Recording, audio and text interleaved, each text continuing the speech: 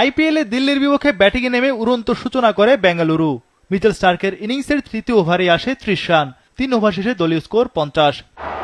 তবে feel সল্টের innings থেমে যায় ৩৭ রানে রান আউটে। ৬১ রানে ওপেনিং জুটি ভাঙে রয়্যাল চ্যালেঞ্জার্স বেঙ্গালুরুর। দেবদূত পারিক্কালও ফিরলেন দ্রুত।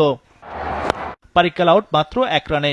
পাওয়ার প্লের ৬ ওভার শেষে বেঙ্গালুরু গড়ে ২ উইকেটে ৬৪ রান। বিরাট কোহলি ফিরে গেলেন ১৪ বলে ২২ রানে। ৭৪ রানে ৩ উইকেট হারায় বেঙ্গালুরু। লিয়াম লিভিংস্টোন ৪ রানে আউট। ১০ ওভারে আরসিবি তোলে ৪ উইকেটে ৯১ রান। ১১.৪ ওভারে ১৭ রান তোলে দলটি। এরপরই ব্যাটিং ধস নামে বেঙ্গালুরুর। জিতেশ শর্মা ৩, রজত পতিদার ২৫ ও ক্রুনাল পান্ডিয়া ১৮ রানে আউট। ১২৫ রানে বেঙ্গালুরু হারায় ৭ উইকেট। শেষ দিকে টিম ডেভিডের ছোট্ট ক্যামিওতে ১৫০ রান পার করে বেঙ্গালুরু। অজি ব্যাটার ২০ বলে ৩৭ রানে অপরাজিত ছিলেন। ২০ ওভারে আরসিবি তোলে ৭ উইকেটে ১৬৩ রান। ১৬৪ রানের টার্গেটে নেমে বিপর্যয়ে পড়ে দিল্লি ক্যাপিটালস। ১০ রানে ২ ওপেনারকে হারায় দিল্লি। ফ্যাফ ডু প্লেসি ৭ বলে ২ রানে আউট। জ্যাক ম্যাকগার্ক আউট ৬ বলে ৭ রানে। বোলার মুকেশ কুমারের বদলে ইম্প্যাক্ট ক্রিকেটার অভিষেক পোরেল আউট ৭ রানে। ৬ ওভারে দিল্লির সংগ্রহ ৩ উইকেটে ৩৯ রান। এতে চরম ব্যাকফুটে যায় দিল্লি ক্যাপিটালস।